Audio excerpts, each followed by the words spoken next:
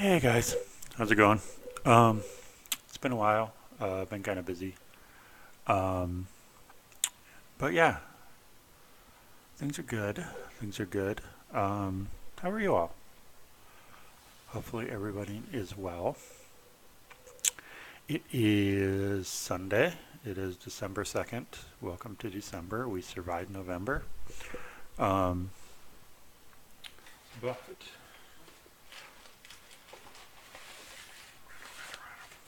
so this is just a little recap. This is my November. Yeah, kind of busy. Kind of busy. Um, one, two, three, four, five, six, 7 shows that I played, which I think is the most I've ever done in a month. Um, and 2 recording sessions. Um, and then I think I only went to 1 show this month. I think. I think. Um, oh, you are all fuzzy now. Why are you all fuzzy now?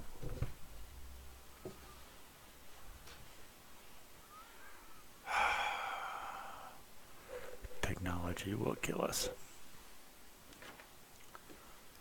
Anyway, so this is just a quick kind of recap. Um, we did some cool stuff. Um, all the bands did some cool stuff this month. Um, so, um, we begin right on the first. My offshoot from Off Duty Astronauts acoustic trio, um, Rogue Orbit, had a gig at the Driftwood. Um, cool little place. I've done a couple shows there. I've seen some good shows there. Um, we did a show there with another band called Vinyl Recliner. If you've kept up on these videos, you've heard me talk about them before. They're a really good band, really good guys.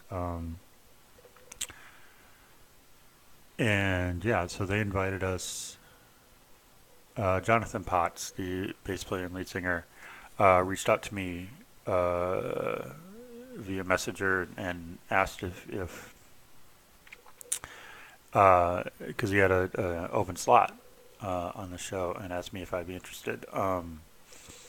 And it being a Thursday night, I know that ODA proper probably wouldn't want to do it, but I reached out to Rob and Pam in Rogue Orbit and told them about it. They're like, yeah, absolutely, we can jump on that. So we did, and it was fun. Despite the fact that we went on at 10:30, I think, which again, kind of late for a Thursday night, but yeah, gig's a gig. What do you do? Um, and then 2 days later, on Saturday, ODA proper was at Nison's, and I think that was the first. Yeah, that was the first ODA show after our really kind of amazingly good set at Billy's for Halloween. So we went up there, or down there, Savage is South, kids, um, and did um, normal set, normal night. I honestly don't remember much about that one, but you know how it goes.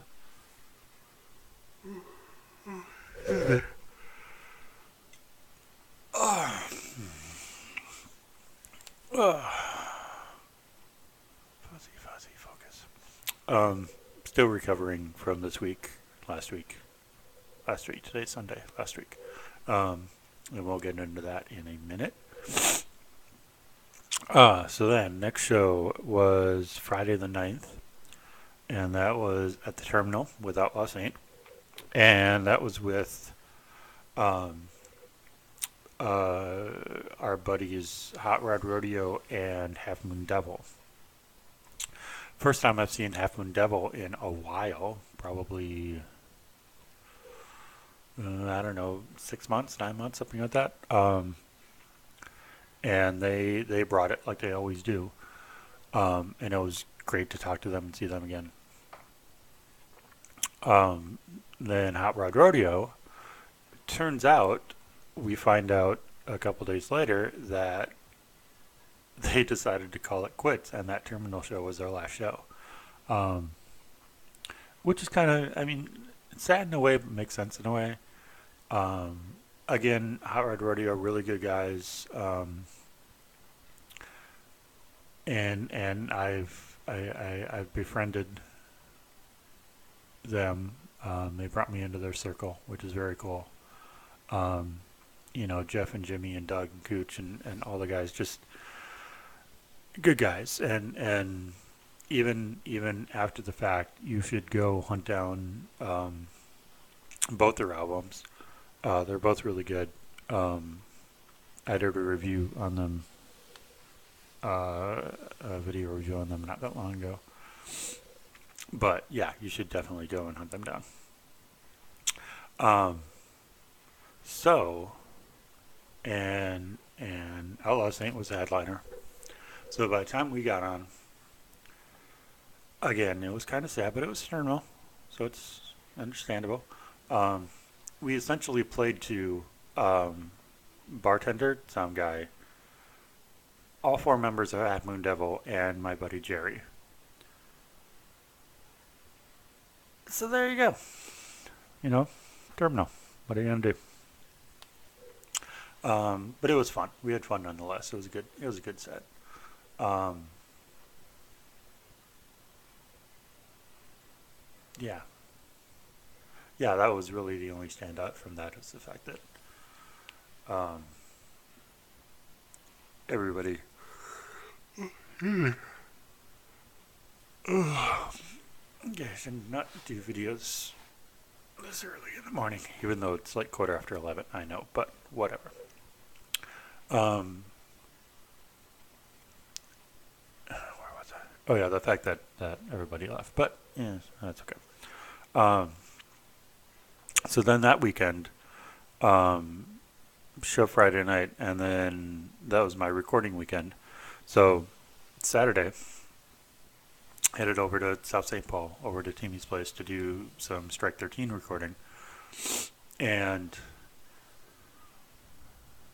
yeah, got all the drum tracks done for the album, which is cool.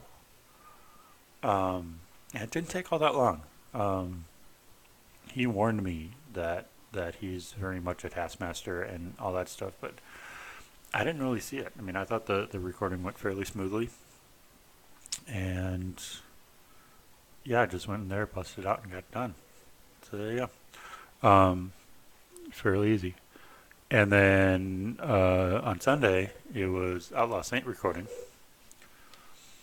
which again, fairly easy. I mean, we um, recorded live in the room, and Dan Osberg actually producing both these albums and recording both these albums. So I had a weekend full of Dan, which is fun. Um, and yeah, so Outlaw Saint, I mean, Strike 13, we did scratch tracks. Timmy just recorded scratch tracks a couple weeks ago, a few weeks ago, a month ago, whenever the hell it was. So that's what I recorded too, but we did the drums separately. Um, Everything is mic'd in separately with the headphones, and just playing along with the tracks. For Outlaw Saint, we did it basically live in the room. No headphones, and he had the drums mic'd in a way that somehow, I mean, especially through the overheads, which he had a little bit lower, um, the bleed was actually very minimal. And this is what we discovered when I recorded Rock and Roll Queen with them back in April before I officially joined again. Um, that this technique just kind of works. And it's. I mean, there's still some bleed, obviously, because we're playing. The other two guys are playing live in the room, and it's a relatively small room. But it's manageable bleed. Um, so there you go. Um, and so yeah, it was a weekend of recording, but it was fun. It's I want to maybe sink into that a little bit more and do some more recording. Um, Not saying I guess I did kind of enjoy the process. I don't know. It's just discovering different avenues of playing and what I can do with with the talent I have, I guess. But yeah, but yeah. So hopefully, um, so yeah, all the drums are done for both the Strike 13 album, which Timmy told me the name of, but I don't remember, and Failure's Not an Option, the new Outlaw Saint rock opera. So recording is done for all those, which is awesome. Um, and we just have to wait for everybody else to jump on and get their parts done.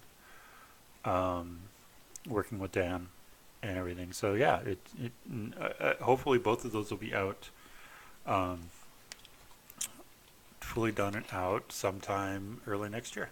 So look for those. Be awesome. Um, then 2 days later, on the 13th, Rogue Orbit made their debut, um, at at at Nison's doing, the Acoustic Tuesdays, which hopefully will become a bigger thing, which would be kind of cool. Um, Rogue Orbit Rogue Orbit is there the second Tuesday of the month, from 7 to 9, um, and it's fun. It's a good time. We had the first one, as I said, on the 13th, and it was weird because if you've ever been to Nison's, you know the layout. You have the front stage. We didn't play in the backstage because that's way too big, um, and we almost asked if we could like set up on the floor because the stage, unless you have a lot of people there, even doing an acoustic thing, the stage seems kind of weird. But we went on the stage anyway, and so you have the door coming in, you have the stage area over here, you have the main bar over here. That'll look backwards on the camera, but that's okay. Um, but anyway, so we were in the stage area, and we had a couple people there. Um, Two of the guys who were running the open jam at Nison's on Thursday nights were there. The two Anthonys, or Tony and Anthony, depending on which way you look at it. Um, and then Beth, the vocalist for a band called Sugar Butts, and her husband actually came out, which is kind of cool. Because she's been doing the open jams on Thursdays as well. Um, Kind of coming out and singing a couple songs and whatnot. So they were there, and Pam's husband Craig was there, and that's all the people that were by the stage area. Um, but they had a few people back by the bar. I mean, I'd say maybe 15 to 20 people, probably back by the bar, seemingly ignoring us. So we did our 2 hour set, um, and then as we're kind of packing up and leaving, Pam is talking to the bartender, as she does, and whatnot, and came out, and we're just, me and Robert just finishing packing up, and she was saying how much everybody liked it, because people were coming in, and the bartender said, because I really don't think they advertised it at all, and hopefully they will more in the future if this becomes a thing. But people were coming in, and the bartender was saying there was live music, and they were like, oh, live music, yeah. But apparently they kind of dug it. So yeah, that's really cool and weird. Um, but it should be. I mean, hopefully this will grow into something. And yeah, I mean, I know they already have other artists lined up for Acoustic Tuesdays. I know my buddy Marcus is doing one of them, um, and I don't know who else, but yeah. If you're bored on Tuesday night, need something to do, head down to Nison's. See some nice acoustic music. Um, and then after that, so that's the 13th. Pretty much after that, I was didn't have any shows for the next like 2 weeks, which is kind of weird. But good. Because I think it was on the 17th. Must have been the 17th. Um, that I went to Lee's and saw Agony Reigns again. And there were two other bands, and I don't remember their names.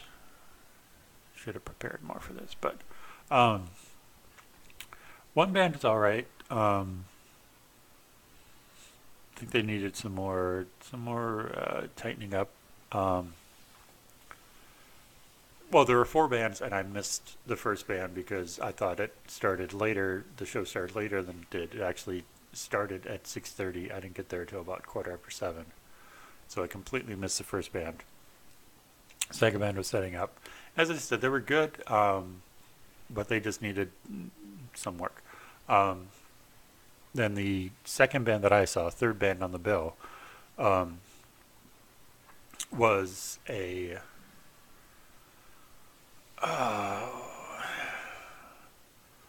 would that be black metal? I think. I think with the corpse paint and all that. Um, anyway, but they were pretty good. They put on a good show. Um, and then Agony Reigns came on and just wiped the floor. I mean, just killed it. Just absolutely, yeah. And the fact that they're all so young. I mean, they're all, I would guess, under 18. Um, and just such a a love and devotion for old school thrash, which again is making a comeback, kind of, sort of, and I know that, but still, um, and I mean in their original stuff, which is awesome. I picked up their demo, which is killer. They're working on, I don't know if it's an EP or a full length, which should be out, I think, early next year. When it is, definitely check it out because these guys are, as I said in my post about them, these guys are the real deal. So yeah, no, definitely check them out. Just based on the two covers that they did, which were because they promised some Metallica and some Megadeth, and I was like, okay, we'll see what they do. For Metallica, they pulled out Creeping Death, which I thought was cool because they could have easily done Sandman or Swimming the Bell Tolls or one of the kind of standard Metallica covers, but they went Creeping Death and they killed it. And then for Megadeth, they actually did uh, Holy Wars in its entirety. Um, Holy Wars, Punishment 2, which is a song I've always wanted to cover. Um, and I told their drummer that after the show. So yeah, I mean, these guys are absolutely the real deal, and hopefully they can keep it together long enough to really make an impact in the scene because I would love to see that. Um, so that I think that was the one show I actually went to this month or last month. Um, and then we get the following week, which is Thanksgiving. Yay, 4 days off. But not really. Because Timmy wanted to get straight together to practice because we had a show that following Friday. And I was like, okay. And then some stuff happened, and then he was like, well, I want to record this other stuff. So practice didn't happen on Friday, the 23rd. But I went over there anyway, and we recorded a couple more things, which hopefully will see the light of day fairly soon. And then we had full practice the next early afternoon. So I didn't get a completely full do nothing 4-day weekend, but it was still all right. It was still all right.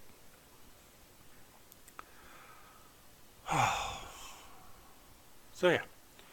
And then to round out the month, we have 3 back-to-back shows.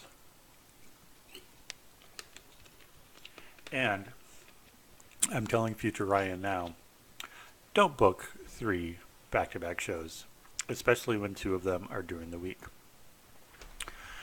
We start out on Wednesday, the 28th. Outlaw Saint was offered a headlining slot at Minnesota Music Cafe, which is a place I've never been to, but I've heard good things. So we got offered headlining slot, 4-band bill, which means Wednesday night we're going on 11:45ish, which is, yeah, which again is way late, but you know, it's MMC, and it wasn't like something that we, you know, busted our asses and booked. We were offered it, and so it's like, well, I get, you know, if it's offered, yeah, what are you gonna do? So it was the 3 bands will go backwards because we headlined. Band right before us was a band called Fire, who I think I've talked about before. Noodles, Sound Guy Noodles, who everybody knows from Big B's and the Terminal. That's his band. He's also a kick-ass guitar player. And yeah, this is probably third or fourth time I think I've seen Fire. First time with their new vocalist. And they're good. They're always good. They're a good band. And then right before that was what I thought was the band that took the night. This newish Black Sabbath tribute band that's called Bleak Sabbath. And I know, with the exception of the singer, I pretty much know the rest of the members, because it's Kelly from Robo Queens on guitar. It's Robert Luna from the band House Luna on drums. And it's my old bandmate from the Smudge days, Pico on bass. So just hearing that lineup, even not knowing anything about the singer, I'm like, okay, this is going to be good, because I know all 3 of those people are top-notch musicians. And they found a singer who absolutely nails early Ozzy. And since they're only doing, you know, the first 4 or 5 albums, give or take, they really get to dig deep and do a lot of like album cuts, which is cool. I mean, they opened with Fairies Wear Boots, they closed with War Pigs. But in between, I mean, they did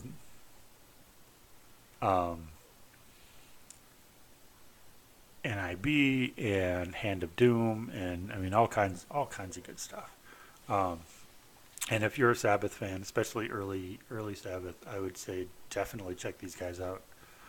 Um, really, really good.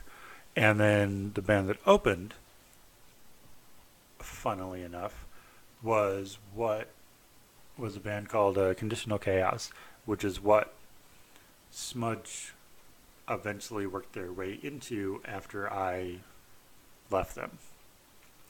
So it was kind of fun seeing them again, hanging out with Jerry a little bit. Um, and they're doing good. I mean, their singer is phenomenal. Um, they got their song list has grown since I left them, and I like the direction they're going in. Um, so yeah, they're good too. They're going to be, hopefully they will, end up doing something. Um, but I would check them out too, definitely, definitely. Um, but yeah, that was a fun night. But again, it was one of those cases where, and it was a Wednesday night, and that was the night that it started to snow. Um, so there wasn't a huge crowd. Um, but I mean, it was fairly good size. And then again, by the time we got up to play, most of the crowd had dissipated, and then the few that were there pretty much left during our set.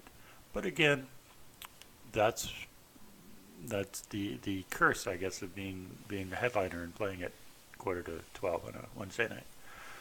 Um, but still, it was a fun set. It was a good set. Sound guy was good.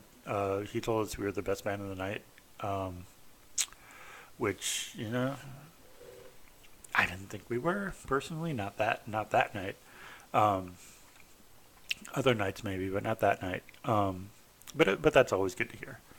Um, you know. So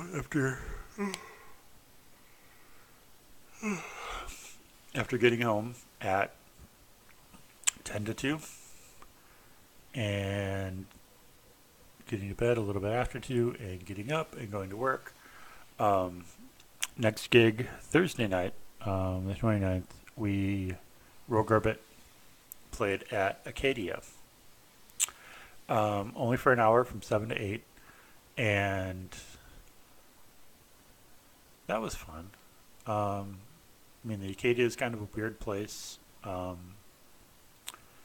It has, I mean, they have, I don't know if they have full bar, but they have beer and wine, and if you're a beer person, quite the selection of beer. But it doesn't feel like a bar. It has a very coffee house kind of vibe. Um, but and I've played there one other time. Um, yeah, actually, both in the same night, both Smudged and Garage Orphans played there, and I have video of that. Maybe I'll throw some of that out there. Um, but yeah, it's a cool little place, right on Riverside and Cedar, I think. Um, but yeah, it's fun. That was a good night. Interesting, because they had like 3 or 4 other bands after us, starting at like 9:30, and so and it's kind of a tight place. It's like one of those kind of hallway places, you know what I'm talking about? Stage in the corner. So there wasn't a lot of room when you start bringing gear in, especially when you have like 3 bands worth of gear. Um, so we did our set, got done, got everything off the stage so the next band could set up, and then very quickly realized, oh, we should go and put our stuff in the cars, and did that, and then came back and got some food and sat and ate and watched the next band. Was a band called Like Trees. And they were pretty good. Um, and then kind of took off. Um, And so this guy Larry is the booking agent. I don't know if he's officially, but I don't know. But he does the booking for Acadia and Driftwood. He used to do the booking for Whiskey Junction when that was still open. And he gave us some very, we'll say, very honest feedback. And he had some concerns and blah, blah, blah. So, long story short, I don't think we'll be playing either of those places again, which is fine. There are other places to play. Um, but again, I mean, I personally always appreciate honest feedback like that. But that's okay. That's okay, Larry. No worries. Um, and then Friday, so again, get home 10:30, give or take. Um, go to work the next day, and then Strike 13 has a gig Friday night at a place called Cadence Coffee and Records, or Records and Coffee. I'm not sure the order. Um, and we start at 7. So yeah, it's kind of a quick get down there. I was down there first after finding it and whatnot, and getting in there and talking to staff and staff there. Just a couple of guys I talked to were really friendly, really nice, really helpful. Um, Place had a really cool vibe. Um, the room itself where the stage was tiny, but the sound was surprisingly good. Um, I thought it'd be, I mean, because it's a small room, short ceilings with a tile floor, so you would expect, noise just bouncing all over the place, but it wasn't that bad. Actually, at one point, right after we sound checked, the sound guy actually told Timmy that he could turn up a little bit if he wanted to, which is the complete opposite of MMC, which is a huge room, um, where the sound guy told Tommy to turn down a little bit stage volume wise, and then get him through the monitors and whatnot. But no, it was a good show. It was again, it was a little tight. The stage is a little small, but we made it work, and it was only a half-hour set. Um, so that's good. That's fine. Um, we went up there. We did it. The people that were there, which was mostly the other bands, I think, seemed to enjoy it. And I mean, the nice part about that place is that the load-in door in that room basically leads you right onto the stage. So that was nice in the sense that when we were done, we could literally load everything right outside, and then tear everything down out there, which made it a lot easier because then the other bands could get their stuff set up. Um, and I do feel bad because I mean I kind of wanted to stay and check out the other band sets, but again, needing a ride home and everything, and I know Timmy was exhausted, and everybody else, I don't know if they were just tired or just didn't want to hang out or whatever. Um, so yeah, we pretty much went home right after our set. So I apologize to all the other bands um, that I didn't stay and hang out. Um, but I'm sure you guys did awesome, and thank you for sticking around for us. Um, but yeah, that was fun. It was a good night. And then came home and basically slept. There you go. And I was going to do this video yesterday, but you know how it goes. So anyway, So that was my November. December is already looking pretty booked. We'll just ignore that one because that one fell through. With already 1, 2, 3, 4, 5 shows.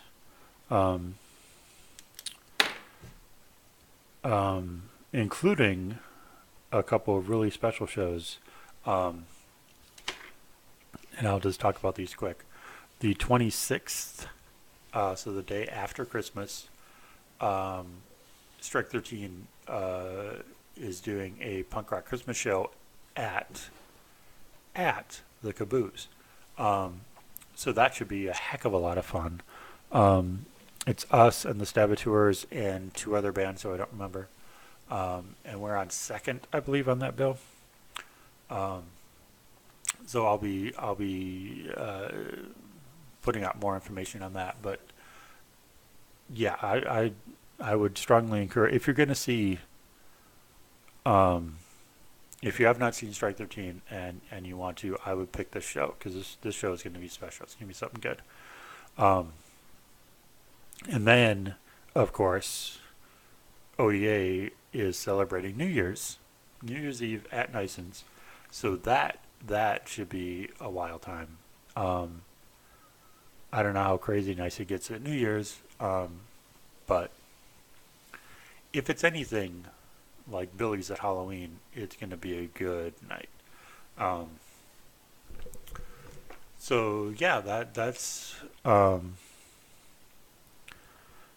I got. I will go into more detail later about all that stuff. But yeah, that's all I got.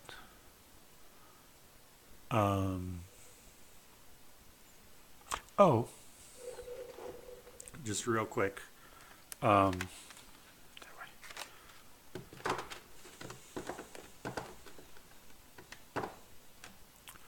Black Friday sales are great, even if they're local record labels. So I was able to get, let's see, can we read these?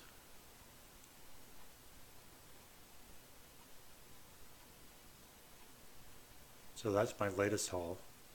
I think all of these are from Zero Budget, I believe.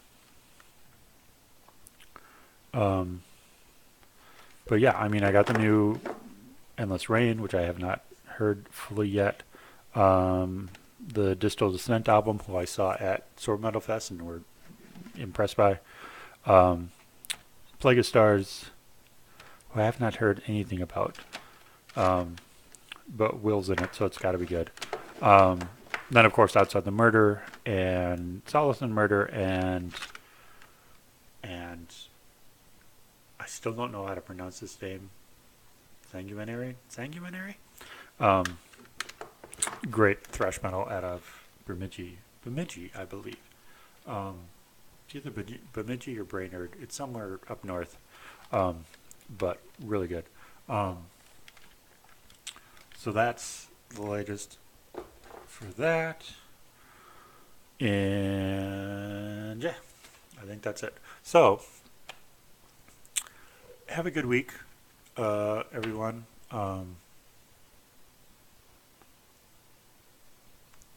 yeah, just be good and